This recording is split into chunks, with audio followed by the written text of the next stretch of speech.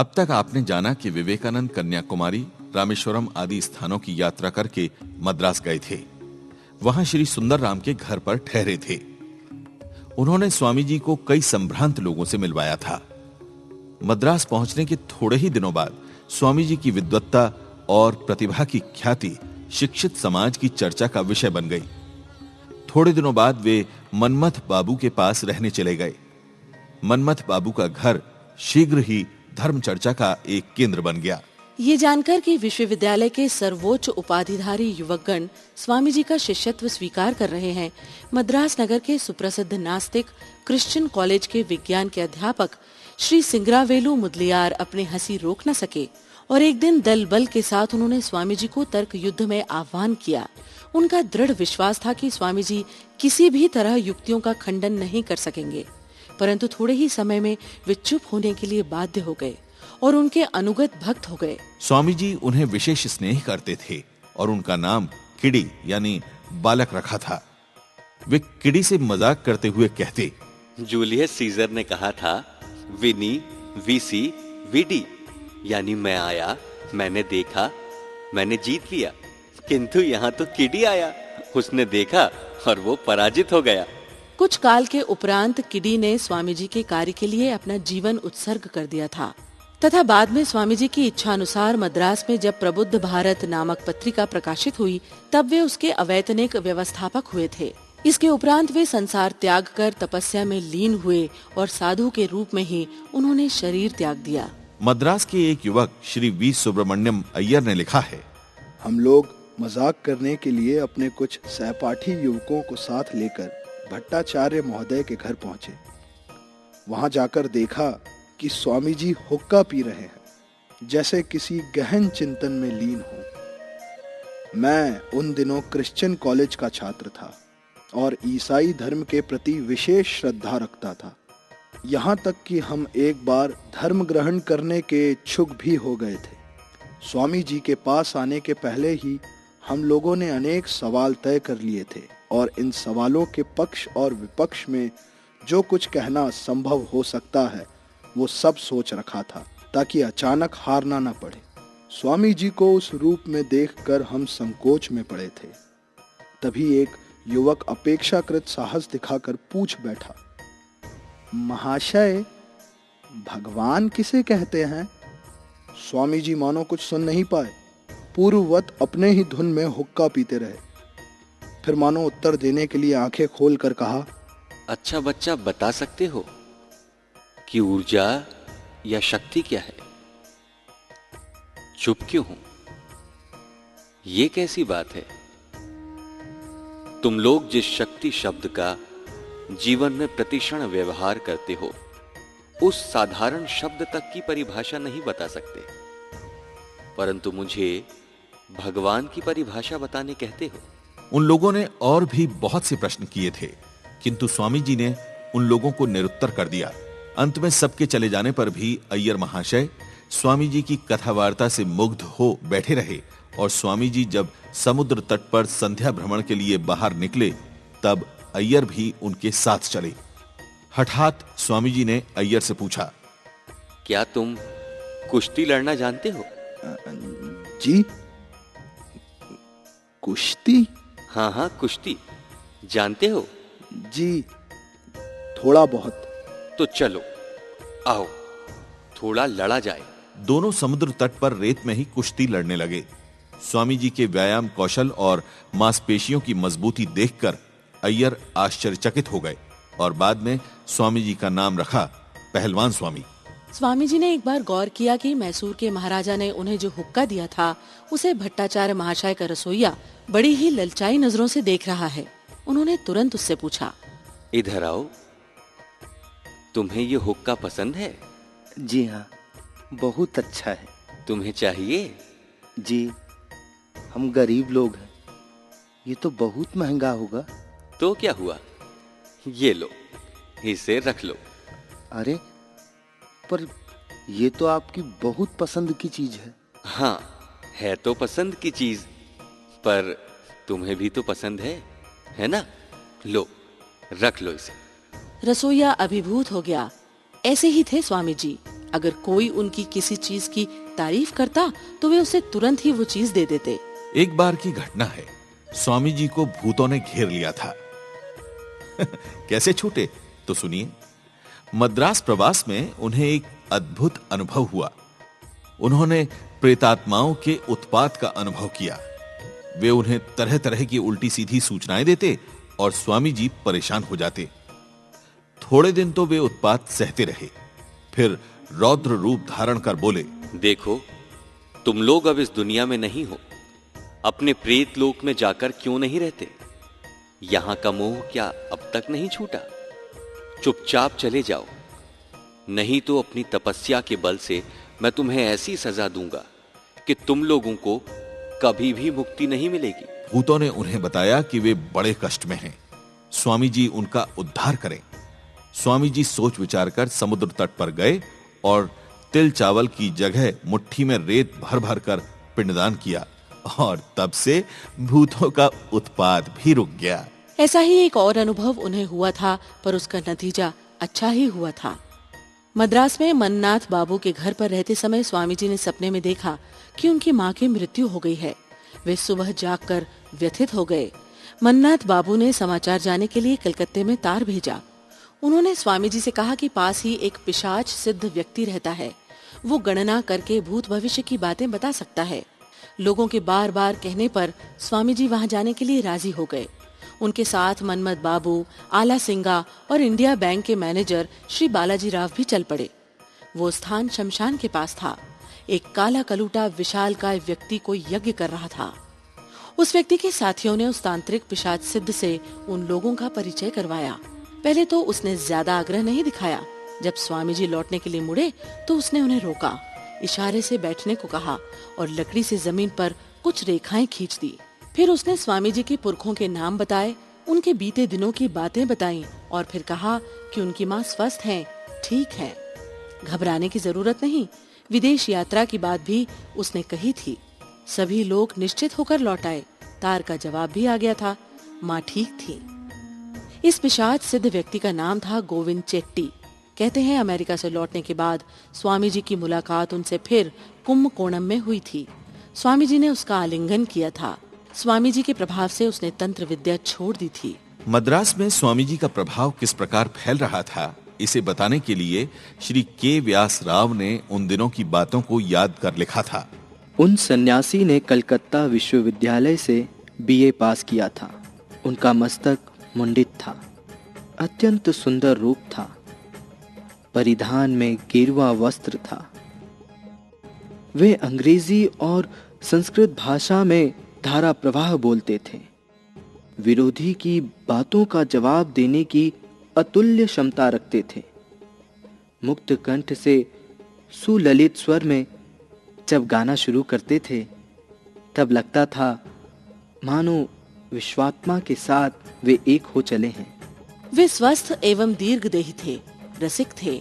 वे सिद्धाई के प्रदर्शन से घृणा करते थे, सुस्वादु भोजन से आनंदित होते थे। हुक्के के प्रति और तमाकू सेवन में उन्हें विशेष प्रीति थी। तथापि ऐसी सरलता से वैराग्य की बातें करते कि लोग मुग्ध हो जाते थे। कुश्ती लड़ना, तलवारबाजी, लाठी भांजना उन्हें खूब अच्छे से आता था। बात बात में हंसी मजाक करते थे, पर इन सबसे ऊपर था उनका विशुद्ध देश प्रेम। यही गुण सबको मोह लेता था। जिन युवक ने सांसारिक समस्त संबंधों को तोड़ दिया था एवं बंधन मुक्त हो गए थे, उनकी एकमात्र प्रेम की वस्तु थी स्वदेश, और एकमात्र विषाद का कारण था उसी स्वदेश का पतन। व्यास राव जी और भी लिखते हैं कि इन विषयों में चिंतामग्न होकर वे ऐसी बातें कहते जिनसे श्रोतागण मंत्रमुग्धवत बैठे रहते। हुगली नदी से ताम्रपर्णी नदी तक का पर्यटन करने वाले स्वामी जी का यही स्वरूप था। वे मुक्त कंठ से हम युवक वर्ग की कायरता पर दुख व्यक्त करते तथा उसकी निंदा करते। उनकी वाणी फौलाद की भांति राह चीर कर चलती। वे सबके प्राणों में उत्साह का संचार करते। अनेकों लोगों के हृदय में विश्वास का दीप उन्होंने प्रज्वलित कर दिया था। कई विद्वानों के लिखे हुए संस्मरण हमें प्राप्त हुए हैं। स्वामी जी भारतीय दर्शन, योग और संस्कृति के मूर्त विग्रह थे। उनके विचारों में पश्चिमी दर्शन और वैज्ञानिक आविष्कारों ने भी जगह बनाई थी। अपने पांडित्य के लिए विख्यात कुछ व्यक्तियों ने उस समय उनका शिष्यत्व ग्रहण करने के पश्चात लिखा था, स्वामी जी के मन तथा ज्ञान का प्रसार देखकर मैं स्तंभित और विमोहित हो गया। ऋग्वेद से रघुवंश तक, वेदांत के दार्शनिक चिंतन से आधुनिक कांट और हीगेल तक, प्राचीन और आधुनिक हर प्रकार का साहित्य, कला, संगीत, नीतिवाद एवं प्राचीन योग शास्त्र की सूक्ष्मता से आधुनिक प्रयोगशाला के जटिल विषयों तक सभी विषय जैसे उनकी दृष्टि के सामने स्पष्ट थे। इसी ने मुझे चमत्कृत कर दिया था और मुझे उनका दास बना दिया था। उन्हें अक्सर प्रश्नकर्ता के स्तर पर उतरकर उसी की भाषा में अपने उच्च आध्यात्मिक ज्ञान को व्यक्त करना पड़ता था, जैसे पहले से ही प्रश्नकर्ता के प्रश्नों को जानते हों और इस तरह उसका जवाब देते कि दूसरा प्रश्न किए बिना ही प्रश्नकर्ता की जिज्ञासा शांत हो जाती। यदि कोई ये जानना चाहता कि वे कैसे पहले से ही प्रश्न जान जाते हैं, तब वे मुस्कुराते हुए उत्तर देते, सन्यासी मनुष्य के मन के चिकित्सक होते हैं, इसीलिए दवा देने के पहले ही रोग का पता कर लेते हैं। किसी किसी मौके पर अनेक व्यक्तियों के विचार एक साथ ही उनके मन में कौंध जाते। वे एक साथ ही अनेक समस्याओं का समाधान कर जिज्ञासुओं को संतुष्ट कर देते। जिन लोगों के प्रति वे खुश थे, उन लोगों के प्रति उनका व्यवहार कोमल तथा प्यार भरा होता, पर दूसरों के लिए उनके समीप रहना मानो खतरनाक विस्फोटक पदार्थ के पास रहने के समान था। जिस क्षण किसी के मन में कुविचार उठता, उसकी भनक मानो उनके मन में हो जाती थी और उस समय उनके ओंठों पर जो मृदु हंसी होती और बातों के क्रम में जो दो चार शब्द उनके श्रीमुख से निकल पड़ते, उससे ही उस व्यक्ति को जान पड़ता कि स्वामी जी को मालूम पड़ गया है। मद्रास में स्वामी जी 3 सप्ताह ठहरे थे। उन दिनों वे बार बार विदेश यात्रा की बातें करते थे। भक्तगण उनकी मंशा जानकर 500 रुपए इकट्ठा कर लाए, किंतु रुपयों को देखकर स्वामी जी दुविधा में पड़ गए। उन्होंने सोचा, ये धन तो विदेश यात्रा के लिए नगण्य है, किंतु विदेश यात्रा यदि विधाता की ही इच्छा है तो फिर आयोजन ऐसा तुच्छ क्यों? भक्तों का प्रयास इस प्रकार असफल क्यों? कहीं मैं अपनी इच्छा से तो नहीं चल रहा हूं? उत्साह से भरकर अपने को बहा तो नहीं दे रहा हूं? जिस प्रकार सोच रहा हूं और जैसी परिकल्पना कर रहा हूं, इसके भीतर कोई सच्चाई है या नहीं? मां, कहो, तुम्हारी क्या इच्छा है? मां, मैं यंत्र हूं, तुम यंत्री हो। कहो मां, कहो। उन्होंने भक्तों को बुलाकर कहा, बच्चों, मैं मां की इच्छा उनसे ही जान लेना चाहता हूं, पर यह तो अंधकार में कूदकर गिरने के अलावा और कुछ नहीं है। अतएव मां को प्रमाण देना होगा कि ये उन्हीं की इच्छा है। यदि ये उनकी इच्छा है तो धन अपने आप आ जाएगा। अतः ये रुपए ले जाओ और गरीबों में बांट दो। शिष्यों ने उनका आदेश सुनकर अवाक होने पर भी उसका पालन किया और स्वामी जी ने अनुभव किया मानो उनके कंधे से एक बोझ उतर गया।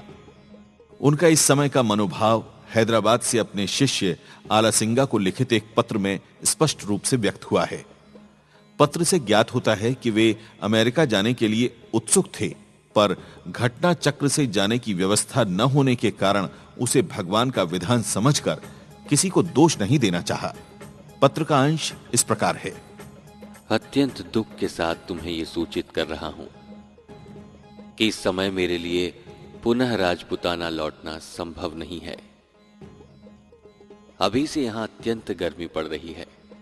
पता नहीं राजपुताने में और भी कितनी भीषण गर्मी होगी, और मैं गर्मी बिल्कुल सहन नहीं कर सकता।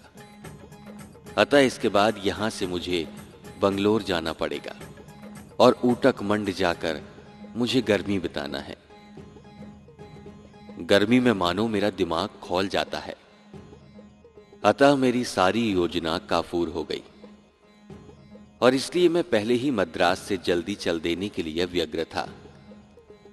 तब मुझे अमेरिका भेजने के लिए उत्तरी भारत के किसी राजा का सहयोग प्राप्त करने के लिए महीनों का समय मिल जाता। किंतु क्या करूं, अब तो बहुत देर हो चुकी है। पहले तो ऐसी गर्मी में कहीं दौड़ धूप न कर सकूंगा। ऐसा करने से मुझे अपने जीवन से ही हाथ धोना पड़ेगा और दूसरे, राजपुताने के मेरे घनिष्ठ मित्र मुझे पाकर अपने पास से हिलने न देंगे और मुझे वे पश्चिम देश में जाने भी न देंगे। अतः अपने मित्रों से न मिलकर उसी नए व्यक्ति का आश्रय लेने का मेरा विचार था। परंतु मद्रास में विलंब हो जाने के कारण मेरी सारी आशाओं पर पानी फिर गया। अत्यंत दुख के साथ अब उस प्रयास को त्याग देना पड़ा। ईश्वर की जो इच्छा हो वही पूर्ण हो। किंतु तुम प्रायः निश्चित समझो कि मैं जल्दी ही 2-1 दिन के लिए मद्रास आकर तुम लोगों से मिलने के बाद बंगलोर और फिर वहां से ऊटक मंड जाऊंगा। देखूं यदि मैसूर के महाराजा मुझे भेज दें। बातों बातों में हम लोग हैदराबाद आ गए हैं, पर अभी मद्रास का विवरण खत्म नहीं हुआ। धन संग्रह की चेष्टा विफल होने पर स्वामी जी ने पुनः धर्म चर्चा में मन लगाया। स्वदेश प्रेमी सन्यासी उन दिनों मानो असहाय बालक की तरह माँ की पुकार की प्रतीक्षा कर रहे थे। उन्हें मालूम था माँ की जो इच्छा होगी वही होगा। उनके आदेश के बिना कोई भी निर्णय नहीं लिया जा सकता। मद्रास के भक्तों से स्वामी जी के गुणों का समाचार पाकर हैदराबाद के लोग उन्हें अपने बीच पाने के लिए उत्सुक हो उठे। ये आमंत्रण स्वामी जी ने सहज ही स्वीकार कर लिया। श्री मनमथ भट्टाचार्य ने निजाम राज्य के अधीक्षक अभियंता अपने मित्र श्री मधुसूदन चट्टोपाध्याय को तार द्वारा सूचित किया कि स्वामी जी 10 फरवरी को हैदराबाद पहुंचकर उनके अतिथि होंगे। संवाद प्रचारित होते ही लोग उत्साह से भर गए। स्वामी जी हैदराबाद स्टेशन पर उनके स्वागतार्थ मौजूद लगभग 500 लोगों की भीड़ देखकर आश्चर्यचकित हो गए। स्टेशन जयकारे से गूंज उठा।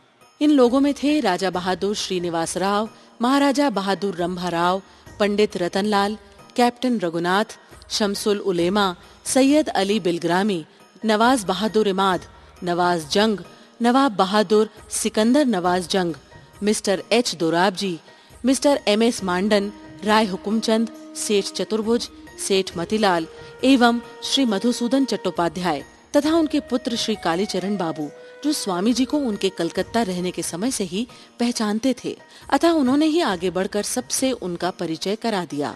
फिर स्वामी जी को पुष्पमालाओं से लाद दिया गया। उस दिन वहां उपस्थित एक प्रत्यक्षदर्शी ने लिखा था, स्वामी जी उस समय एक परम बलिष्ठ युवक, परम हंस की वेशभूषा में, हाथ में कमंडल धारण किए हुए प्रथम श्रेणी के डब्बे से उतरे। उन्हें मधुसूदन बाबू के बंगले में ले जाया गया और अनेक संभ्रांत नागरिक उनके साथ साथ वहां गए। जो लोग स्टेशन नहीं जा सके थे वे बंगले में उनका दर्शन करने आए। निश्चित ही हम लोगों ने हैदराबाद में किसी सन्यासी का स्वागत करने उमड़ी ऐसी भीड़ पहले कभी नहीं देखी थी। यह एक भव्य स्वागत समारोह था, बिल्कुल एक प्रतापी राजकुमार के उपयुक्त। 11 फरवरी के प्रातःकाल सिकंदराबाद के लगभग 100 लोग फल, मिठाई और दूध लेकर उनके समीप उपस्थित हुए और वहां के महबूब महाविद्यालय में व्याख्यान देने के लिए उनसे अनुरोध किया। स्वामी जी 13 फरवरी को व्याख्यान देने को राजी हुए। उसके बाद वे कालीचरण बाबू के साथ गाड़ी पर गोलकुंडा का इतिहास प्रसिद्ध किला देखने गए। अपने निवास स्थान में लौटकर उन्होंने देखा कि हैदराबाद के महाराजा के साले नवाब बहादुर सर खुर्शीद जाह, अमीरी ई कबीर, KCSI के प्राइवेट सेक्रेटरी ने अपने एक नौकर को पत्र के साथ उनके पास भेजा है। इस पत्र में यह अनुरोध किया गया है कि वे दूसरे दिन प्रातःकाल राजप्रसाद में आने की कृपा करें। यथा समय कालीचरण बाबू के साथ वहां पहुंचने पर नवाब बहादुर के एड डी कैंप ने उनका स्वागत किया। नवाब खुर्शीद जाह धर्म के संबंध में अत्यंत उदारवादी थे तथा वे हिमालय से कन्याकुमारी तक हिंदुओं के सभी प्रमुख तीर्थों का श्रद्धापूर्ण हृदय से दर्शन कराए थे। उन्होंने स्वामी जी का आदर पूर्वक स्वागत किया। उन लोगों में 2 घंटों तक हुई बातचीत के क्रम में स्वामी जी ने हिंदू, ईसाई और इस्लाम धर्मों के सार तत्व के संबंध में गंभीर चर्चा की। नवाब बहादुर हिंदुओं की साकार उपासना के विरोधी और एक पक्के मुस्लिम की तरह निराकार उपासना के पक्षधर थे। स्वामी जी ने इस विरोध के समाधान की भी चेष्टा की। नवाब के साथ स्वामी जी की घंटों चर्चा हुई। नवाब बहादुर उनकी विद्वता देख मुग्ध हो गए। विचारों के उच्चतम स्तर पर पहुंचकर स्वामी जी ने नवाब के मन में ये विश्वास उत्पन्न किया, मनुष्य में भगवत बुद्धि आदि जो कुछ आध्यात्मिक विश्वास देखे जाते हैं वे सब मानव प्रकृति के गहनतम प्रदेश के सत्य के साक्षात्कार के कारण ही उत्पन्न हुए हैं। सभी आदर्श सत्य हैं और विभिन्न धर्म उन्हीं आदर्शों की प्राप्ति के उपायों के अलावा और कुछ नहीं है, और इनमें से किसी भी एक मार्ग का मन से अनुसरण करने पर मनुष्य में छुपा देवत्व निश्चित ही प्रकाशित होगा। ईश्वर द्वारा रचित सभी जीवों में मनुष्य ही सर्वश्रेष्ठ है, क्योंकि आध्यात्म से प्रभावित मनुष्य की बुद्धि के द्वारा ही संसार के सारे उच्च तत्वों का आविष्कार हुआ है तथा उसके सहारे ही मनुष्य अपनी सीमा का अतिक्रमण कर देवत्व में प्रतिष्ठित हुआ है। अंत में उन्होंने पाश्चात्य देश जाकर सनातन धर्म के प्रचार की अभिलाषा व्यक्त की। नवाब बहादुर ने उनकी वाग्मिता और कथनों से मुग्ध होकर कहा था, स्वामी जी, आपके इस प्रयत्न के लिए मैं 1000 रुपए देने के लिए तैयार हूँ। पर स्वामी जी ने पैसे नहीं लिए। कहा कि यात्रा की सारी प्रस्तुति हो जाने पर ले लेंगे। इसके बाद 12 फरवरी को उन्होंने हैदराबाद के कई दर्शनीय स्थानों मक्का मस्जिद, चार मीनार, फलकनामा, बशीर बाग, निजाम के राजमहल और अन्य अनेक दर्शनीय महलों आदि का दर्शन किया। 13 फरवरी सुबह उन्होंने तय व्यवस्था के अनुसार हैदराबाद के प्रधानमंत्री सर आसमान जाह, KCSI, राज्य के पेशाकार महाराज नरेंद्र कृष्ण बहादुर एवं महाराजा शिवराज बहादुर से मुलाकात की। इनमें से प्रत्येक ने उनके अमेरिका में प्रचार के लिए सहायता प्रदान करने का वचन दिया। शाम को महबूब महाविद्यालय में मेरी पाश्चात्य यात्रा का उद्देश्य विषय पर उनका व्याख्यान हुआ। पंडित रतनलाल ने उस सभा की अध्यक्षता की। अनेक यूरोप वासियों के साथ 1000 से अधिक श्रोता सभा में उपस्थित थे।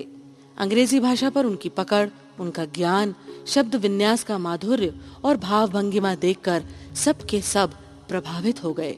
दूसरे दिन बेगम बाजार के व्यापारियों ने सेठ मोतीलाल के नेतृत्व में उनसे साक्षात्कार किया और कहा वे उनकी सहायता करने को तैयार हैं।